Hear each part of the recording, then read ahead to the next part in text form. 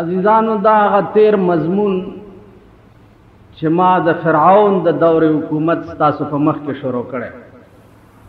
او بیا مې د فرعون د زندګۍ ټوله سټوري ستاسو په مخ کې بیان کړې وه چې دی په ابتدا کې څه او بیا د زمانې هوا دې نه څه شی جوړ کړ او بیا د دعوه د څه بیا دې 400 کاله بادشاہ او په 400 کاله بادشاہي کې د په سر کې نو خوښي او 400 کاله د خدای دعوه کړي. نو ما دا ټکي ستاسو مخ کې عرض کړو چې کوم شی چې کمال ته ورسي نو هغه سره بیا زوال لازمي. د خدای عادت په دې کائنات کې په دې باندې جاری ده چې کوم شی کمال ته ورسي نو متصل ورپسې بیا زوال شروع شي. عزیزانو دا د فرعون کمال غریبو مالدارم شو بادشاہم شو خدای امزان ته وې دنیا ورته سجدې مو کړې دا کمال. اوس ته ګوره چې الله د زوال اسباب ورته په کومې طریقې جوړ په دې سړی پوهېږي نه د زوال اسباب په داسې طریقه سړی ته جوړ شي چې کور کې ورته اور لګي او د ته پته هم نه لګي. کور کې اور ورته ولګي او د ته پته هم نه لګي او هغه د کور د اور نه د خاتمه وشي او د تباهي وشي او د ته پته هم نه لګي. دې وجه نه هر وخت د خدای د قوت او د زور قائل اوسئ او دا ایمان لرئ چې الله په دې دنیا کې داسې قوت نشته چې ستا د طاقت مقابله وکړي او داسې طاقت شته نه چې ته څوک راونیسي او تا نه اخلاص داسې لا څوک چې د خدای نیولې به د خدای نه اخلاص کی داسې طاقت په دې کائنات کې نشته. عزیزانو موسی علیہ الصلوۃ والسلام پیدا شو او بیا د فرعون په غیږ کې لوی کړ او بیا دغه موسی علیہ السلام سو واقع مد نظر ملک پرې خو بل ملک تلا هغه ملک ته چې دې کوم ملک تلاړ داغه پیغمبر حضرت شعیب علیہ السلام. شعیب علیہ السلام دو لونه ای بغړې او چیلې سرولې کوئی ته بچراله ګډو چیلو لبه او بور کولې پاکوي او داسې بوقوا چا به سلويخ تو کسر ایستا. موسی علیہ السلام چې ورغه هغه په یوازې ځان هغه بوکرو اجنکه لاړې پلار ته وی چې داسې یو نوجوان لکو په یوازې ځان یې بوکرو ایستا ورته وی تاسو ته تاسو کې د الګ به پیغمبري. شعیب علیہ السلام فرمایل چې دا الګ به پیغمبري دا چا چې په یوازې ځان دا بوکرو ولی چې یو پیغمبر د سلويختو پهلوانانو عمر طاقت لري د یو پیغمبر قوت چې ده د سلويختو پهلوانانو عمرې. عزیزانو بیا سلويخ هغه پهلوانان لکه د دنیا سلويخ پهلوانان بیا د جنت یو پهلوان دا برابر. نو گویا دا حساب چې تاسو ولګوئ نو د یو پیغمبر قوت د 400 سړو عمر په دې ملک کې داسې خلک هم تیر شوي دي چې هغه دا بوي چې پیغمبر ته د ډېرو خزو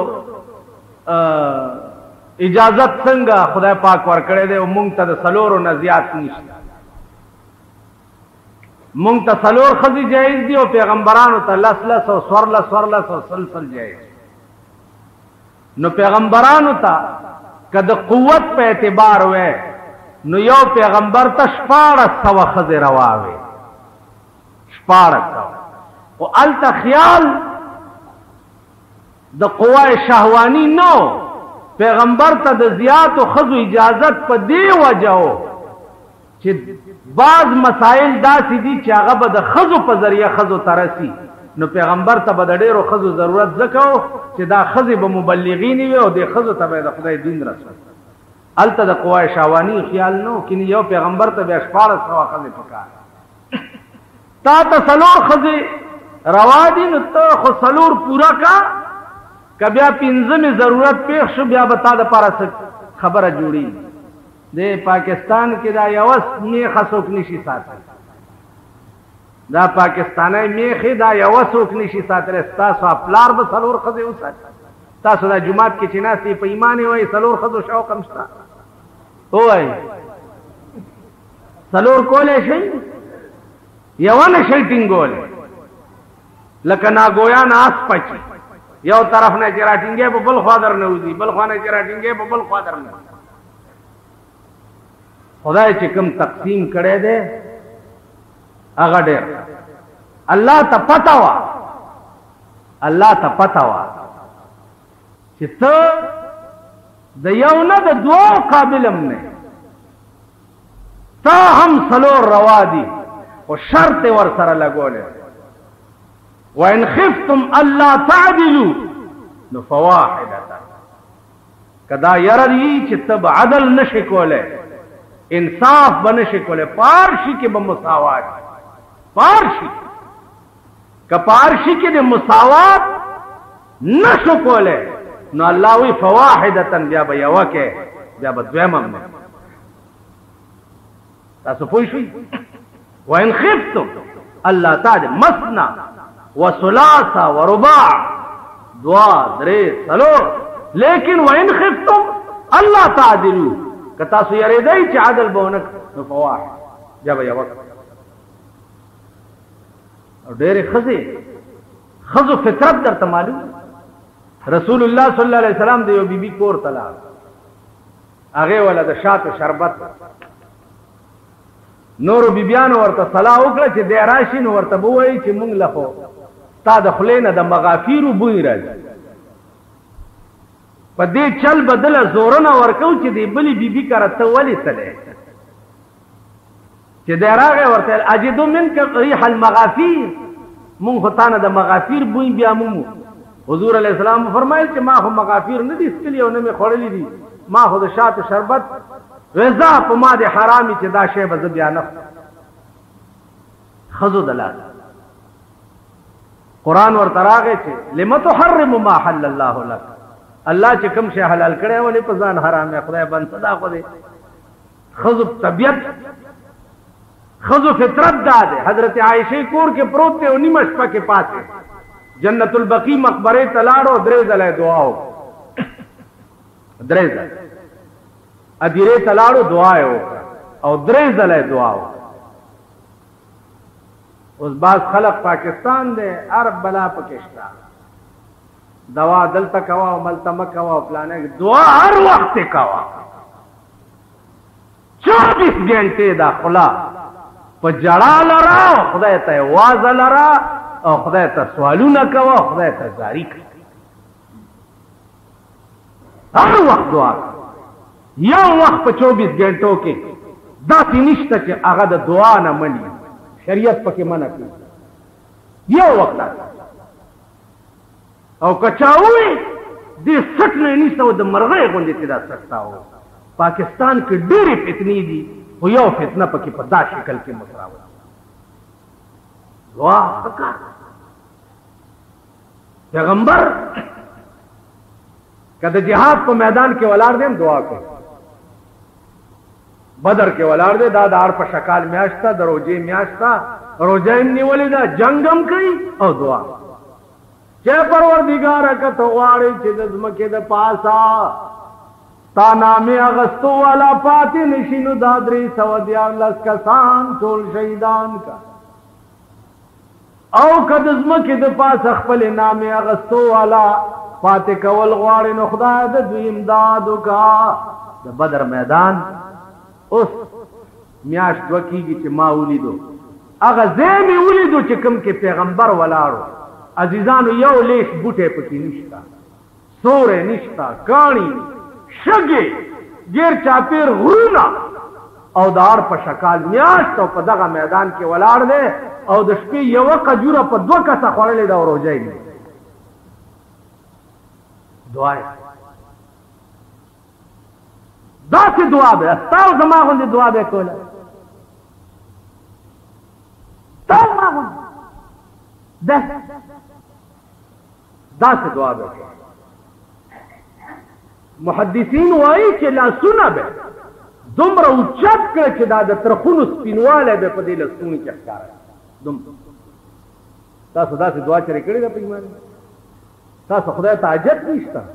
که مولیان مو دي د خدای په قهر اخته دي، که مونږ یو لا د خدای په قهر اخته دي. حاجت هم پیغمبر حاجت و د ټول کائنات غم یې په سر و داسې ده. زما عزیزانو دعا 3 ځله په جنت البقیع کې جناب رسول الله صلی الله علیه وسلم مقبره ته ادیره ته چلار شي تیرېږي همت راغی چې تر څوم دعا ورته نه. ها دا مکه چې چرته چونه کړې زه وګورې الا بابا ته به کې او ته به راکې دا شیطانت مکه باباګان چاله څور کولې نشي. محتاج دي ستا دعا ورکول صرف د خدای د ذات کار دی. په دې خبره پوهېږئ؟ ورکول د باباګانو کار نه دی. باباګان د مرګ نه وروسته ستا دعا ته محتاج، ستا دعا ته پادیرې ورغې محتاج دي دې ته چې ته پې دعا وکړې. علما لیکي چې یو آیات کرسي چا پادیره کې وویله نو 40 ورځې د هغه ادیرې نه عذاب وچت هغه مقبره 40 ورځې عذاب نه یو آیات کرسی دي چې پکې ووایه نو په ادیرې ورلې څه نه څه قرآن پکې ووایه نو هغې نه ډېره فایده. اوس چې بل ته خیر ورسې خو الله هغه خیر ستا جولی کیا چیږي خیال م راغی. نو هغه د پنجابیانو کار مه کوئ چې چرګ زیارت ته وړی چې بابا کوکړ گھن کے پتر دے، کوکړ گھن کے پتر دے، چرګ مې راوړی دی او زه یې راکړه د دې په بدل. زامن مامن او لوڼې مونې دا ورکول د خدای کار دی، دا د بني آدمو کار نه دی، دا د زیارتونو کار دی. اوس بېله خبره ده چې زمونږ په بالا ماڼۍ کې داسې خلک اوسېږي چې صاحب هغه ورځ یې ډولکي غاړې ته اچولي او ګلونه یې په غاړه کې اچولي په دې سړک روان و غړس دی غړس دی غړس څه چل دی د بابا ډولی روان پټه پړانده شوي او پټه پکې په غبرګو کې نه. باباګانو ته د ډولۍ څه ضرورت دی؟ که ډولۍ په ژوند کې ځان له جوړه کړي خو په قبر کې به پکې سوري او پکې به ګرځي، او که دنیا کې ځان له د ډولۍ اسباب نه کړي نو د دنیا ډولۍ هغه ته قبر ته ورننه ایستی شي. دا د کوچیانو کار دی. یو کوچی بل کوچي ته وایي چې فتح خان وروره، هغه وایي چې کعبه دې خدای بخلی وي نو اوس به اور ته ناست ژمی او سخته یخني وه، سخته یخني وه نو دوی اور ته ګرمېده. چې اور ته ګرمېده نو دوی دا خیال کړی چې جوړ دا د مرګ نه وروستو به په قبر کې اور خو وي نو ځکه چې یخني ده ډېره چې فتح خان وروره وایي چې وایي کعبه دې خدای بخلی وي نو اوس به اور ته نه ګرمېږي بس چې دا اور به هلته وي. او دا هغه بېوقوف قوم دی بدبخت کمبخت چې دوی دا زیارت ډالۍ څه مطلب دی، د زیارت عرس څه مطلب دی. دلته دا زمونږ یو زیارت دی دغه کال کې چې عرس کېږي دا زمونږ د بالا ماڼۍ دا لپنګانې کوي نو یو شپه د نکریزو وي او ښځې راشي صاحبه شمې ممې په دغه کې لګولي او ورشي او بابا ته رستو په قبر په دې خپو باندې نکریزې وتکي وایي دا د بابا نکریزې او دا تاسو ما غوندې خنډاګان ورسره وي. د هغه د بدبخت بې پدره زامن دي او د بې پدره اولاد، د هغه بې پدره قوم دی. د دوی نه مور معلومه ده او نه پلار معلومه. خدای خبر چې دا د خطکي اګونه پیدا دي که دا څه بلا قوم بالکل د سړي زامن نه دي او نه په خبره پوهېږي. خار نه یو ډالۍ راځي هغه غنجي ځان سره پیدا کړی، جمعې په شپه چې پیدا شي هغه مغنجي اغنجی دی اغنجی کم سید کی چې د پیغمبر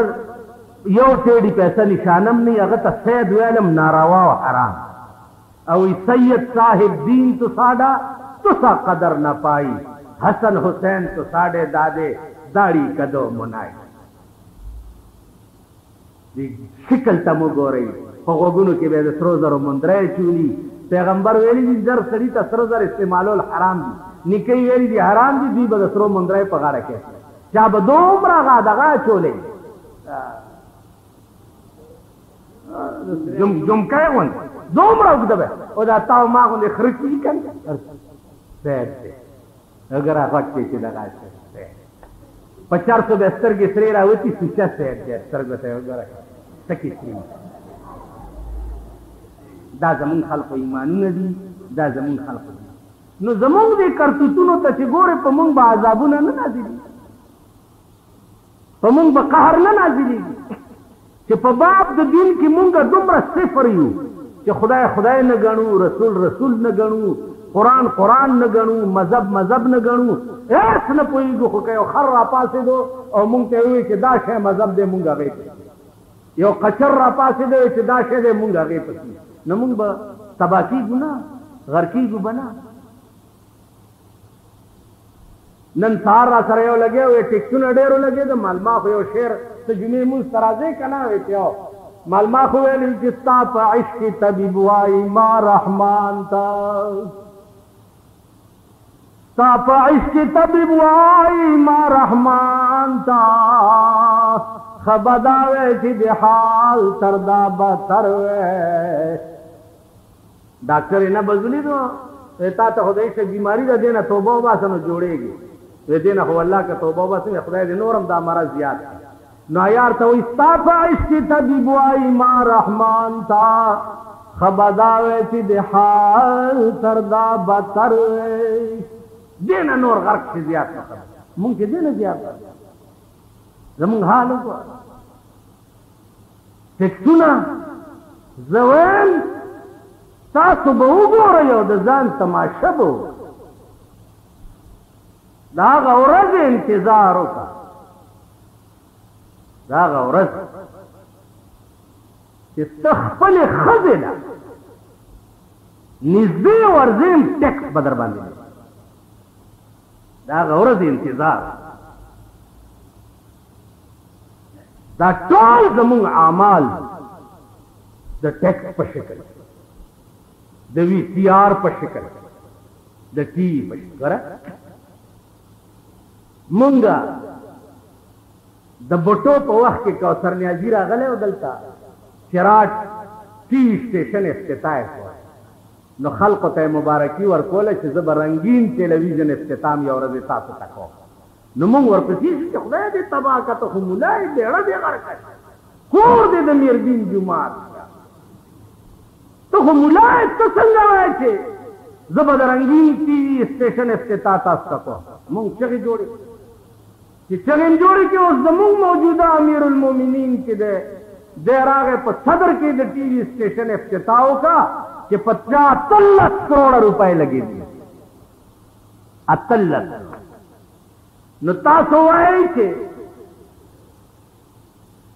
صدر صاحب د کوم شي افتتاح وکړي نو داسې چل د یو ملا زوی هلکانو سره په ښکار ووتو چې په ښکار ووتو نو نور څه ورته میلاو نه شو ګیدړي وویشتو د ملا زوی لګي شو ګیدړي وویشتو چې ګیدړي وویشتو نو هغه هلکانو ورته ویل چې هلکه څه هوسۍ موسۍ پیدا نه شو ګیدړ دی دا خو مردار دی ویل څوک وایي چې مردار دی د ملا زوی دی ما مفتیان تاسو ځان نه جوړ زه وایم چې حلال ایا ډېره خبره چې راله پلار ته یې وایي چې نیا جي ګیدړ حلال دی هغې وایي چې نه مردار ہے کون رکھنے کے گدڑ حلال مردار دے تو کوئی حلال جی نور جمال آنکھنے کے گدڑ حلال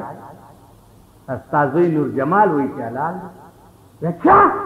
نور جمال آنکھنے ٹھہرا پھر میں کتاب دیکھا اور ایک چیز کتاب ہوگا کتاب راغستے دے اگا ٹولا لکاندہ سے ورطلان دینا दोस्त किताब लास की नीवले दे और तो वही के सुनो भाई सुनो, किताब दा मसला कि जिथे मियां नूर जमाल, जिथे मियां नूर जमाल गिदड़ शिजड़ सब हलाल। नूर जमाल की चरते ही तक गिदड़ान मिदड़ा तोला लाल जी। देखो गोरे ये सदर पाकिस्तान दकम की स्टेशन इफ्तिताह की आंखों मुबारक अब यह बिल्कुल रवाई दावे कर सनेमा गानी बिल्कुल रवाजी जकच पागे बांधे 300 रुपये टिकट थे नो 300 के ध्वनि में दो हुकूमत टैक्स थे क्या लमरा गई 300 रुपये तो बाइस्कोप टिकट थे नो ध्वनि में दो हुकूमत टैक्स थे नो 14 टैक्स वर्के नो सनेमा अमरवा दा वीसीआर जका हराम दे दुई वर पसेले गर्दी रा गर्दी कि दुई ले पे टैक्स न दे वर करे तो उस पबाड़ा की वीसीआर वाला और पदे कस्टम वाला रावड़ा कि पदी रावड़े दुई उनी सी और कस्टम टैक्स पे वर के बिया वीसीआर हम रवाज पदे खबर पोए दे दगा शरीयत के दा दुई कम चगे वही शरीयत बेंचुने जोड़ करी दियो दा देरा रवान दे आगा देरा आ गयो इस्लाम और नजरिया और प्लाने दामुंगा खुद इस्लाम नम बारियू और नजरिए नम बारियू नजरिए पाकिस्तान नम मुंगा बारियू जगह के पाकिस्तान के सही इस्लाम वारू शर्मेदले इस्लाम पकी न वारू नमुंगा दार से न बार करी नमाजी जानो दुईला चिपके सवर के दिया रवाज दाग मुलाकार दे दर तने किस्सा करे वा दरे तलाक है खजला वर्कर दरे तलाक और हम उस्ताद ले दरे और दे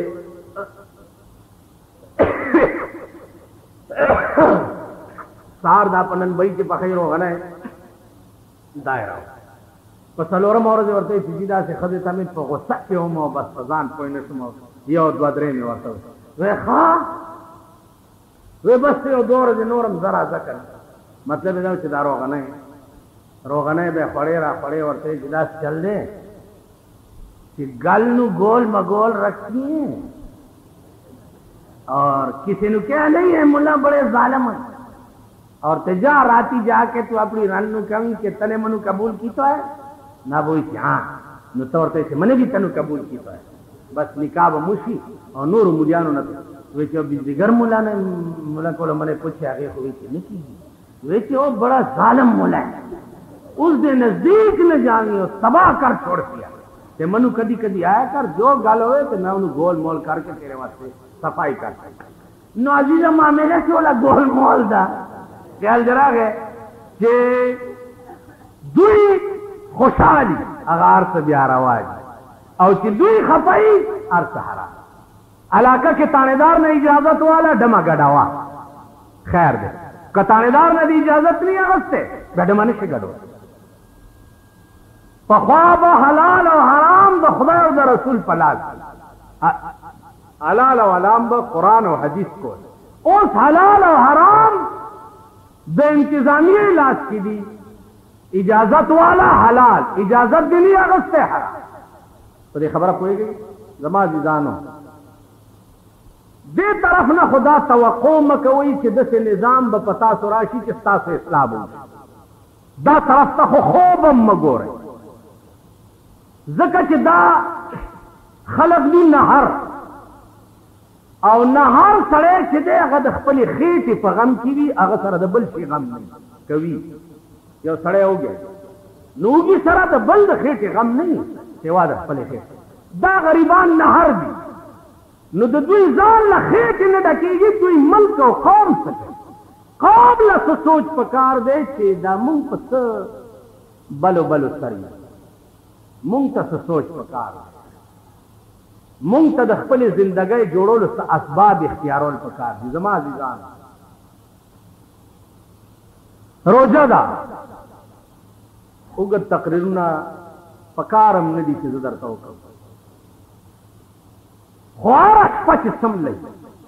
सोच कवा इदाजत सला पैदा है और जकोम जमा द जुन गरज सदे जमा द बचो द जुन गरज सदे जमा दा कोर के कुदरत मा तरा करे दे दे कोर गरज सदे दाजी मशर करे वाले पदे टोल असबाब बाने सोच कवई فکر کوي یا غ اسباب اختیاروي د کور نه د دوستانو نه د یانو نه محلې نه علاقې اوس تاسو وګورئ زمونږ جوماتونه دا جومات ته چا کې چې تاسو ناست دي د جمعې لمونځ پسې دې کې حافظ ولاړ دی قرآن ختم زما زوی دی هلته خپلې تراویح چې بیا دلته راځي د حافظ پسې څو رکعاتو کې تلاوت وي بیګا راته وی یو صف کې نیم پاتې ټول خلکو ته تاسو څه وایي چې د دې محلې خلک چې په چا کې دا جومات او څوک پکې وغځېږي نو مونږه صاحبه دغه قرآن ورپسې بیا په قبرونو م وایي او دغه قرآن ورپسې په کور کې په ختمونو د دې جومات دا حافظان چې چا قرآن وي او دوی ژوندي دي او ترې وتښتېده که نه دي دا حافظ بیا کور ته بوځي چې راشه اوس ده پسې دا 3 سپارې ووایه چې دی وبخلې تاسو په دا زاړه ایمان ووایئ چې په دې قرآن به دوی وبخلې اخر دومره خو خدای عقل درکړی دی دا قرآن به تا ته وایي چې او ملا خوله کې دې دانه وخېږه پرون ته ولاړ وې په روجو کې د پکي لاندې دی درپسې نیمه ګنټه قرآن اورېدو ته نه شو ودرېدی اوس ته ما ده پسې سپارس کولو ته قبر ته او قیامت ته لېږې چې هله دا راخلاصي په دې قرآن به دا قوم راخلاصي د ختم په شپه بیا شیطانت له ټول جومات ډکي پوله یې او چای یې او شیریني له هله په قرآن دا د مالګه پې دم کوه هله صاحب دا چیني ته دم کوه هله دا فلانې ته دم که په دمونو ممونو نه کېږي تور خوړم یو سا په دمونو نه کېږي په ژوند راشئ دې قرآن ته ودرېږئ د خدای په قهر اخته یئ د خدای تباه کړي یئ خدای غر کړي یئ خدای شرمولی یئ نور بم شرمئ په ژوند ورته ودرېږئ د خدای کلام واورئ خدای کلام زده کوي د خدای کلام ته سرونه ټیټ کوي کینی بیړۍ بمبای دغه خدای فرعون غوندې لعین رونیو دا قصه به مخکې راځي انشاءالله فرعون غوندې چې رونیو بیا چې خلاصولی نه شو هغه فرعون چې ټول سلطنت به سجدې ورته لګولې او خدای ورته وی او اوبو له حکم وکړو په اوبو یې رونیو هغه فرعون بیا چې خلاصولی نه شو چې یو ځل د خدای رونیسي په خدای مې دې قسمي چې نه دې بیا مور خلاص کي نه دې بیا پلار خلاص کي نه دې بیا زوی خلاص کي نه دې رور خلاص کي نه دې دوست خلاص کي نه دې علاقه دغسې هر جومات کې چې ګورئ ړومبی 2-3 شپې ګرمه ګرمۍ وه او صاحب اوس خلک تښتي دا فصلي مرضان چې دي دا د بټیرای زامن دا د بټیارای زامن قرآن نه تښتي تراو نه تښتي منځونو نه تښتي دا قوم او ښه ورځ لا بعضې پکې راشي مولانا صاحب تاسو ته نه وایي دا وګوره سال دی سال دی دا ټیپر نه دی ډېر شکر دی چیني ګرامه ډېر ښه کار دی ته دې ځان ته خو مو ګوره دا خو الله دی